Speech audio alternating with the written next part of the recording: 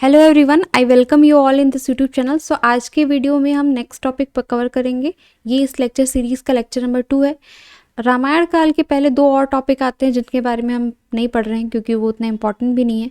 सबसे पहला है यहाँ पर आद्य ऐतिहासिक काल, यानी कि लिखित साक्ष्य तो मिले हैं लेकिन उसे पढ़ा नहीं जा सका है, यानी कि सिंधु घाटी सभ्यता। उसके बारे में हम क्यों नहीं पढ़ रहे हैं? क्योंकि उसका जो कोई भी एविडेंस है वो छत्तीसगढ़ में मिला नहीं है। जो उस टाइम के लोग थे वो जो उधर पाकिस्तान सिंध वाला एरिया है, ठीक है, भारत का जो ऊपर वाला पार्ट है वहीं तक वो लोग सीमित थे। उसके बाद नेक्स्ट टॉपिक आता है वैदिक काल। वैदिक काल में अगर आप देखेंगे तो जो आर्य थे पहले जो उनका विस्तार है वो सिर्फ उत्तर भारत तक था। उसके बाद धीरे धीरे करके उन्होंने गंगा नदी पार करके जब वो इस तरफ आए तो भी छत्तीसगढ़ की हिस्ट्री में उसका ज़्यादा इंपॉर्टेंस है नहीं, क्योंकि वो लोग छत्तीसगढ़ तक पहुंच नहीं पाए थे। उसके बाद यहाँ पर जो अगर आप देखेंगे वैदिक काल को 2 पार्ट में डिवाइड करते हैं। पहला अगर आप देखेंगे 1500 से लेकर के 1000 ईसा पूर्व। उसके बाद दूसरा है यहाँ पर 1000 से लेकर के, ठीक है, 600 ईसा पूर्व। इसको कहते हैं ऋग्वैदिक काल, इसको कहते हैं उत्तर वैदिक काल। अब यहाँ पर बस एक चीज़ आप याद रख सकते हैं कि नर्मदा नदी का जो उल्लेख है वो रेवा नदी के नाम से किया गया है, ये पूछा जाता है। उसके अलावा यहाँ पर शतपथ ब्राह्मण में जो समुद्र हैं, पूर्वी समुद्र हैं, उनका जिक्र किया गया है। बस ये 2 पॉइंट ही यहाँ पर इम्पॉर्टेंट है। उसके अलावा डायरेक्ट यहाँ पर रामायण काल से पढ़ना शुरू करेंगे। अब अगर रामायण काल के बारे में आप देखेंगे तो काफ़ी ज़्यादा ये थोड़ा ब्रॉड टॉपिक है, क्योंकि राम वनगमन पथ जो है वो अभी छत्तीसगढ़ में चल रहा है। काफ़ी इंपॉर्टेंट यहाँ पर प्रोजेक्ट है। सो चलिए इस टॉपिक को स्टार्ट करते हैं। अगर आप देखेंगे इस टाइम पीरियड में छत्तीसगढ़ को दक्षिण कोसल के नाम से जाना जाता है, क्योंकि यहाँ पर दक्षिण कोसल बोलने के लिए बहुत सारे रीजंस है, जिसमें कि एक रीज़न ये है कि कोसल नाम का एक राजा हुआ करता था जिसके नाम पर ये क्षेत्र का नाम दक्षिण कोसल पड़ा, ठीक है। जो अवध साइड का एरिया, अयोध्या साइड का एरिया, वो उधर का उत्तर कोसल हो गया, इधर का हो गया दक्षिण कोसल। बस्तर को क्या कहते हैं? दंडकारण्य। अगर आप देखेंगे तो छत्तीसगढ़ को 2 पार्ट में पढ़ा जाता है, एक बस्तर अलग हो गया, उसके बाद जो ऊपर का पार्ट है उसको दक्षिण कोसल के नाम से। अब यहाँ पर रामायण काल की जो छोटी सी स्टोरी है कि राजा भानुमंत नाम के एक राजा हुआ करते थे जो कि कौशल्या माता के, ठीक है, पिताजी हैं। इनकी कोई पुत्री नहीं थी, और जो कौशल्या है, कौशल्या का नाम पहले कुछ और था, लेकिन जब इनका विवाह हुआ उसके बाद इनका नाम कौशल्या पड़ा, ठीक है। ये चीज़ भी आप याद रख सकते हैं। इनका विवाह किसके साथ हुआ? राजा दशरथ के साथ। इनका कोई भाई नहीं है, ठीक है, ये इकलौती पुत्री थी। तो ये जो दक्षिण कौशल का राज्य है वो किससे मिला? वो राजा दशरथ जी को मिला। राजा दशरथ जी के बाद, ठीक है, फिर राम जी को मिला, और राम जी के 2 पुत्र थे। कौन है? लव कुश। अभी जब लॉकडाउन के टाइम पे काफ़ी ज़्यादा रामायण चला, सबको पूरा रामायण की स्टोरी तो पता चल ही चुकी है कि कौन क्या है, कौन सा कैरेक्टर क्या है। लव कुश, लव जो है वो बड़े भाई और कुश जो है वो छोटे भाई। इनको मिला उत्तर कौशल, जिसकी राजधानी क्या थे? श्रावस्ती। उसके बाद यहाँ पर जो कुश हैं, कुश को दक्षिण कौशल का राज्य मिला, जिसकी राजधानी क्या है? कुश स्थली, ठीक है। तो ये आप छोटा सा ब्रीफ आप याद रखेंगे रामायण की स्टोरी के बारे में। उसके बाद थोड़ा बहुत कौशल्या मंदिर के बारे में जान लेते हैं। आपको पता होगा कि जो छत्तीसगढ़ में कौशल्या मंदिर है चंद्रखुरी में, वो पूरे भारत में इकलौता कौशल्या मंदिर है। कहा जाता है कि जो कौशल्या जी हैं उनका जन्म चंद्रखुरी में हुआ है और वहाँ पे ये मंदिर बनाया गया है। और उसके गर्भगृह में जो श्री राम जी हैं वो अपने बाल्यावस्था में उनके गोद में लेटे हुए हैं, इस तरीके का वहाँ पे मूर्ति है। और इसके बारे में कुछ फैक्ट्स देख लेते हैं कि ये तो आपको अभी जस्ट मैंने बता ही दिया कि भारत का इकलौता ये कौशल्या मंदिर है। और ये कब का है? ये सोमवंशीय वंश के टाइम का है, 8वीं-9वीं शताब्दी का यहाँ पे मंदिर था।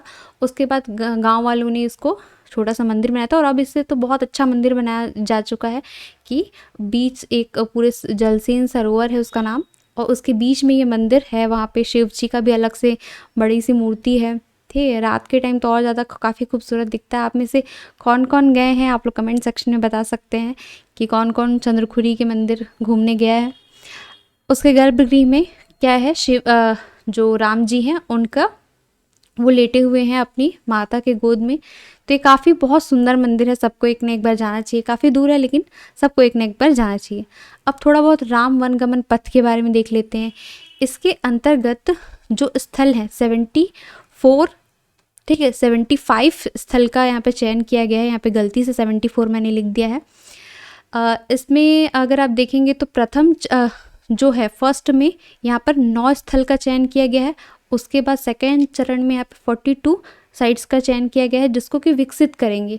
बेसिकली ये जो स्थल हैं ये क्या है कि कहा जाता है कि रामायण जो राम जी हैं उन्होंने अपने 14 साल के वनवास में 10 साल छत्तीसगढ़ में बिताए हैं, और वो जिस जिस जगह में पूरे छत्तीसगढ़ में गए हैं, घूमे हैं, रहे हैं, समय व्यतीत किए हैं, उनको विकसित किया जाएगा और उनको जोड़ा जाएगा।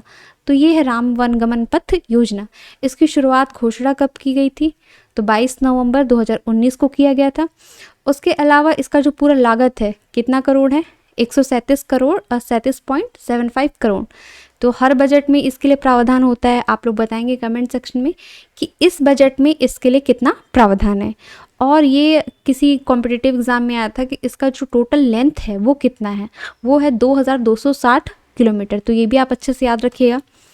अब इसके अंतर्गत देखिए 9 स्थल, कौन कौन से स्थल जो है प्रथम चरण में चुने गए हैं, तो वो भी एक करके आप याद रख लीजिए। हर एक जो साइट है उसमें कुछ ना कुछ इवेंट रिलेटेड है, तो उसको भी हम यहाँ पर देखेंगे।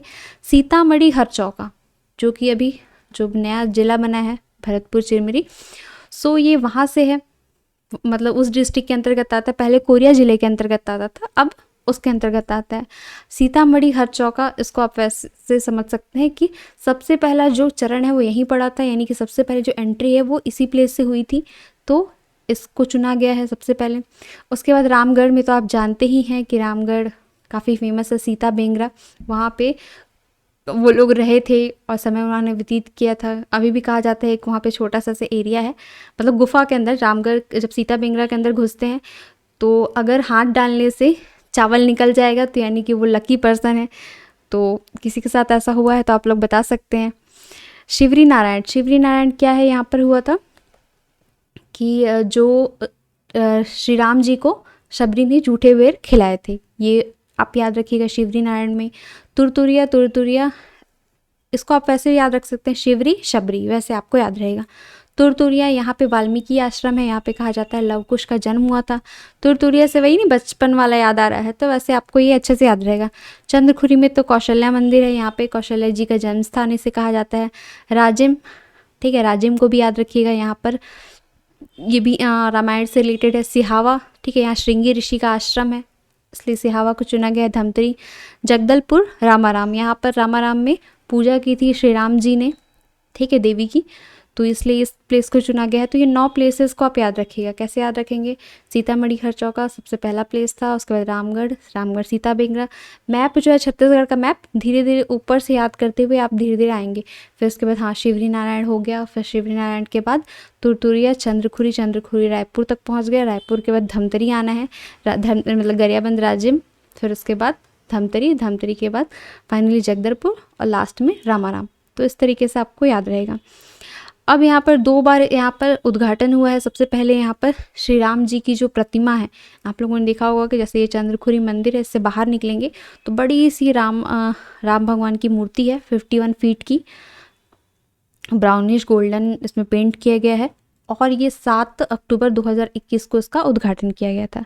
उसके बाद शिवरी नारायण में भी एक प्रतिमा बनाई गई है जिसमें कि शबरी जो है वो जूठे बेर राम जी को खिला रही हैं, और ये जो कार्यक्रम है 8 से 10 अप्रैल तक किया गया था।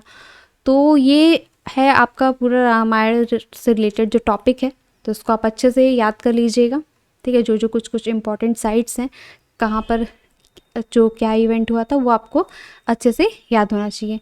अब इस टॉपिक के लिए मैं आप लोगों को क्वेश्चन दे रही हूँ जिसको कि आप लोग कमेंट सेक्शन में आंसर करना है।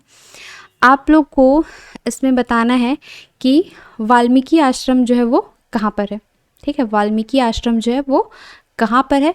उसके बाद नेक्स्ट क्वेश्चन जो है वो आपको बताना है, ठीक है, कि जो शिवरी नारायण है वो कौन से ज़िले में। ये कुछ ज़्यादा ही इजी क्वेश्चन हो जाएगा, ये आप लोगों को नहीं बताना है।